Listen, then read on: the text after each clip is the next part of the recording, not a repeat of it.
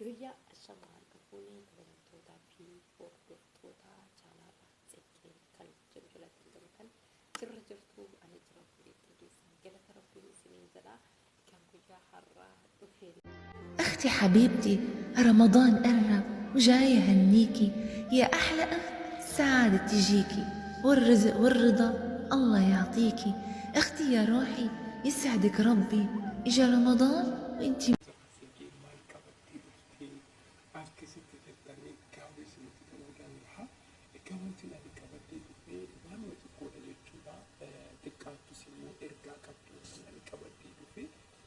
Kanaafuu kabajamtoota hordoftoota koo bakka nagaadhaan dhuftanii isin gargaaraa yoo isin gargaaraa irra deebiidhaan jechuudha. Akkasuma namoonni haaraa taatan subscribe gochuu dandeenya chaanala Tsiggee kan jedhu subscribe godhaa maatii keenya ta'a. Akkasuma akka yeroo hundaa viidiyoo nuti lakkisnu yookiin immoo ergaa nuti kaa'uun asirra akka dafee isin bira ga'u yoo barbaadan mallattoo alaabaa kanatti kun hin godhatina jechuudha. Kanaafiyyuu akkasuma immoo warri maatii taanii waliin jirru laayik gochuu, sheer gochuudhaan koomentii waliif kaa'uudhaan warra jajjabeessuu isiniin jedha. Egaan akkasuma seenaa isaanii qopheessanii dhaamsa dhufee yookiin immoo yaada dabarfadha. Egaa yaadni namni dhufee fi hundumti keenya yoo jechuudha biyyoota garaagaraa keessa jirra. Yaadni keenyas akkasuma gargarra jechuudha. Akkuma biyyoota garaagaraa keessatti argamnu bakki dhaloota keenyas bakka gargariiti. Garuu immoo dhiigni keenya fi lafeen keenya waan akka taateef rabbiin immoo biyyaa isaatiitti iddoo tokkotti walitti nu fidee nama gabataa tokkorraa sooratu rabbiin taasisa jechuudha. Akkasuma warreen bakka tokkotti wal argamnu akkasuma garee adda addaa keessatti wal faana jirru. Kanaafiyyuu namoota biyya garaagaraatiin walitti dhufnee namoota gargariitu jira jechuudha.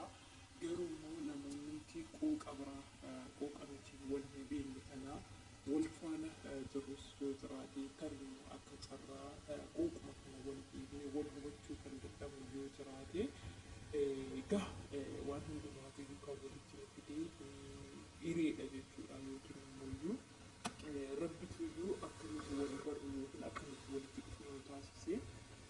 Soo kanaafiyyuu jechuun tokko musliimaa mara keessanitti jechuudha. Egaa soomni ramadaana jechuudha.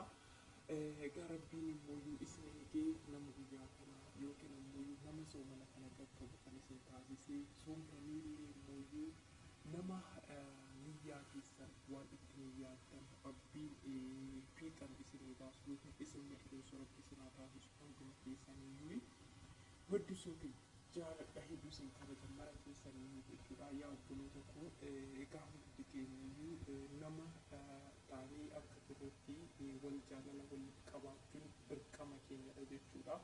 Walii keenya jaalachuun dirqama keenyadha. Akkasuma immoo amantaa keenyallee waliif jaalachuun dirqama keenyadha.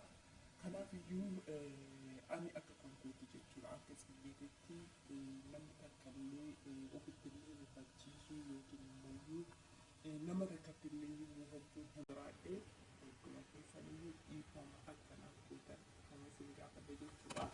Osoo beekuu osoo hin beekin isin gaddisiisee yoo hin jiraate jechuudha. Dhiifama akkanaaf gootanii hundi keessanuu afurii kan jirtaadha. Egaa namni beekee miti kan waa balleessu osoo beekus osoo hin beeknes hin balleessa jechuudha. Barbaadu jechuudha. Maaliif waan naa galee akkatu jira jechuudha. Wanti sii galte kun maali yoo naan jettanii bakka kanatti jechuudha. Namni kuni fakkeenyaaf yoo fakkeenya nama tokko fudhattee sabboontuu yaa fudhatu jechuudha. Sabboontuu yoo fudhattee mee sabboontuu kuni amantaan ishee amantaa musliimaati. Jarreen immoo gareen isin yookiin immoo bakkeen isin nama walitti qabdee nama itti guddisaa jirtu kun saba itti guddisaa jirtu kun saba amantaa garaagaraa yookiin immoo akkuma amantaan gargar ta'e immoo kan immoo qooqa biraarra dubbatu jiraachuu danda'an garee kana keessa jechuudha. Soo kanaafiyyuu mucaan kun illee akkamittiin nama kana walitti qabdee sagantaa baasuudhaan yaada garaagaraatiin yaada quubsaa namaa kennuudhaan saba kana faana adeemaa isiin jirtu iyyuu of dhaabachiisee kaleessa deeggartu osoo hin taane har'uma kana of dhaabanii akka dhufu ilaalaa taasise jechuudha. Kanaaf iyyuu kanuma irratti jalqabee kana hojjetu maaliif ani nama ta'ee erga jirutti erga nama ta'etti nama akka kootii maafa jibbaa kanan jedhu nama akka kootii maafa coqqola kanan jedhu of amansiise jechuudha.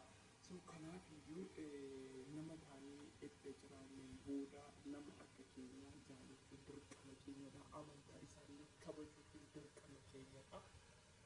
Abbaan waan barbaadetti yoo amane amantaan kan mataa isaati waan ta'eef amantaan kan dhuunfatu waan ta'eef amantaa isaa kabajuun yoo ati amantaa kee kabajatu yoo ati amantaa namaa kabajtu namnis kan kee kabaja. Kanaaf iyyuu of kabajuunis amantaa namaa kabajuunis kan ofii kabajuunis kan namaa kabajuunis dirqama jechuudha. So kanaaf iyyuu sagalee osoo isinitti dheeressinee obbolii tokko musliima cufa keessanii jechuudha. Kan dhiiraa kan dubaraa jaarsa jaartii osoo hin jedhin daa'ima guddaa osoo hin jedhin jechuudha. Rabbiin kan soomana kanaan isin qaqqabsiise gara fuulduraattis rabbiin isin milkeessu isin jedha. Egaan akkasuma hunduma keessanii kan itti yaaddan waan itti karoorfattan rabbiin isinaa milkeessu nama milkaa'u rabbi isinaa taasisu isiniin jedha hunduma keessanii akkasuma immoo jechuudha akka carraa ta'ee yaada koo keessatti dubbii koo keessatti.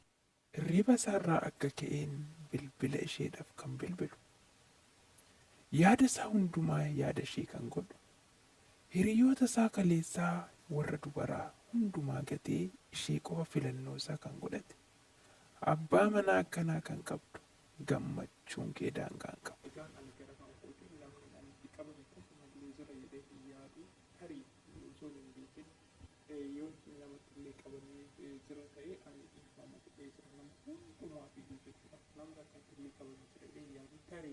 Ani namatti hin qabamee jira malee namni immoo yaada kan koo keessatti dubbii koo keessatti nuti qabamee jiraachuu danda'a waan ta'eef ani dhiifama isinii godhee bineensaa isinillee immoo dhiifama godhaa gara dhiifamaatiin wanti itti adeemu wanti hundumaa milkaa'ina kan bineensa namoonni kan itti gammaddan kan itti waayistan itti argattan waan niyyaa keessanii rabbiin itti isinii guutu rabbi isinii haa taasisu hunduma keenya rabbii soomana kana keessatti waan itti yaadne waan itti karoorsine kan guutu kan milkeessu rabbiin haa taasisu isiniin jedha.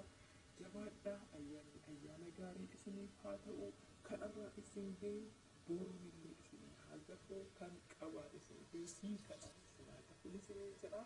Obboloota koo musliima cufa keessaniif isan beeku isanii beeku isan disiqu isanii disiqu hunduma keessanii rabbiin ayyaana gammachuu ayyaana jaalala ayyaana kabajaa isiniif haa godhu. Galatooma ayyaanni kun ayyaana gaarii galatooma horaa bulaa deebana.